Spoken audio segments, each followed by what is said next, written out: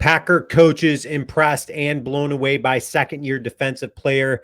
Who is it? I'm going to break that down for you guys in this video. Also, speaking of defense, I want you guys to leave your comments and let me know who is on your Mount Rushmore of all-time Packer defensive players. I'm going to leave you my list, and I want to see how they compare. So please take a second to leave your comments. Let me know who's on your Mount Rushmore. Also, keep listening to hear who is on my Mount Rushmore list. So let's jump into it. Who are the Packers coaches blown away by?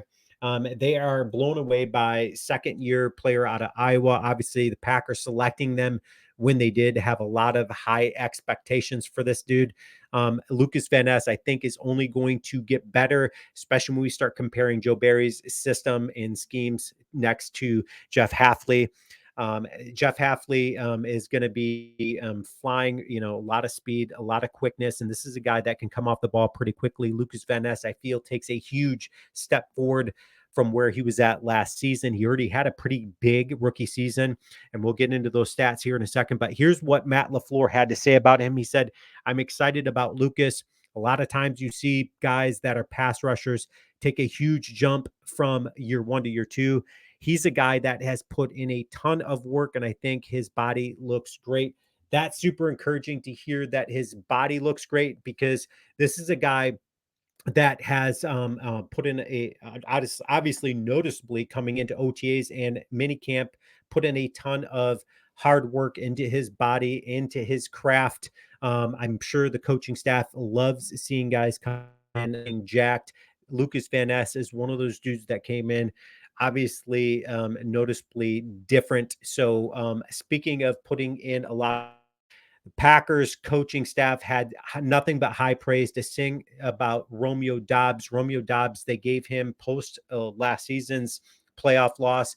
They gave him some things to work on this offseason, and he came into OTAs and minicamp already looking like he not just met what they wanted him to do, but exceeded it. In fact, that Matt LaFleur was saying he is the first one onto the practice field and the last one to leave. So they are all nothing but encouraged and impressed by what hard work Romeo Doubs has put into his craft. So what did Matt LaFleur go on to say? Speaking of hard work, he said he has been outstanding. Talk about a guy that comes into work with the right mentality every day. Again, nothing but encouraging things to say about Lucas Van Ness. And we start talking about what this dude is going to do from what he did last season. I cannot wait for it, because last season he played all 17 games. He accumulated 32 tackles, 24 of those being solo. He had 4 sacks, 6.5 tackles for loss. So this is a guy that put in the hard work. This is a guy that got better as the season went on. So I cannot wait to see what he can do under Jeff Hafley's system. Okay, so let's get into the Mount Rushmore of all-time Packer greats. I'm going to give you my list, and I want you guys to give me yours, and let's see how they match up and compare. One guy that is on my Mount Rushmore of all-time Packer great defensive players is Herb Adderley. This is a guy that really needs no introduction whatsoever. If you haven't seen highlights of him, go back and watch some highlights. But when we start talking about his accomplishments out on the football field, he had 7 touchdowns returned for interception. So his big play making ability was there. Not just that, he was a shutdown cover cornerback. In fact, in 1965, this dude, which was a 14 regular season game year, he didn't allow a single touchdown pass. To me, that earns you a spot on the list all day long if you are that much of a lockdown corner. In fact, this dude was a 5-time Pro Bowl pick, a 5-time AP All-Pro, 2-time NEA All-Pro, and 3-time second team.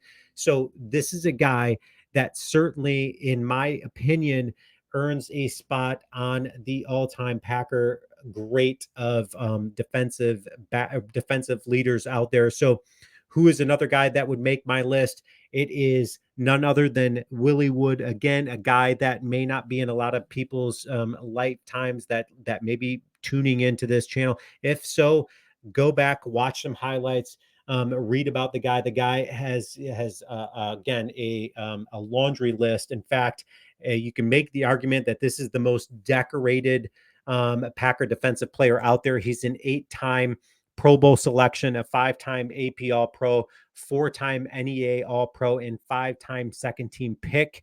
In fact, he gets the highest praise out there because Vince Lombardi said, pound for pound, this is the best tackler in the game. So when you're hearing a high praise coming from the best coach of all time, Vince Lombardi, that is some pretty high praise for Willie Wood, certainly earning a spot on the list. So who's another guy that would be on my Mount Rushmore? He happens to be my favorite defensive player and maybe even favorite player of all time, Reggie White. Love this dude, the minister of defense. This dude is again, when we start talking about leadership, what this guy was able to do on the or on the field, not just for the Packers, but just the football field in general. Obviously, spending the majority of his career with the Philadelphia Eagles.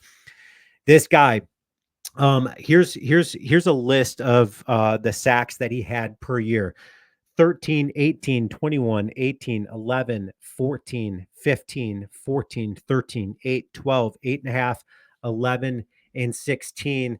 Latter 6 of those coming on that list were with the Packers.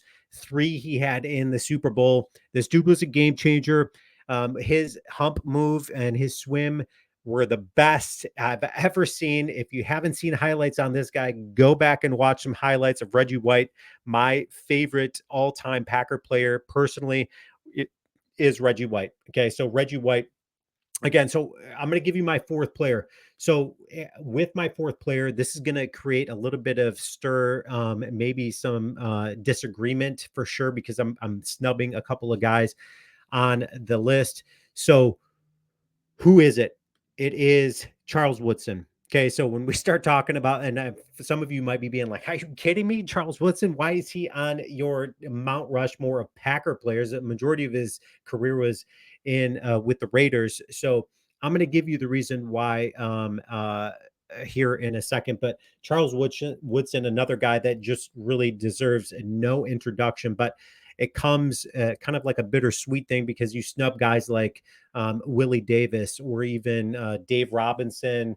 You even snub guys, probably a lot of people, a guy who's on a lot of people's lists is probably Ray Nitschke. Again, one of the best linebackers in the game. But Charles Woodson is one of those guys that makes my list. When we start talking about what he was able to do, to his big playmaking ability was just off the charts. He is just one of the best, if not the best, secondary player in history, in my opinion. Um, like Reggie White, a lot of his career was spent, with another team. So if he were to spend the majority of his career in Green Bay, it would probably be Reggie White and then Charles Woodson-ish, number 1 and 2 on that list for me. This dude, 4 Pro Bowls with the Packers, 2 AP All-Pro teams.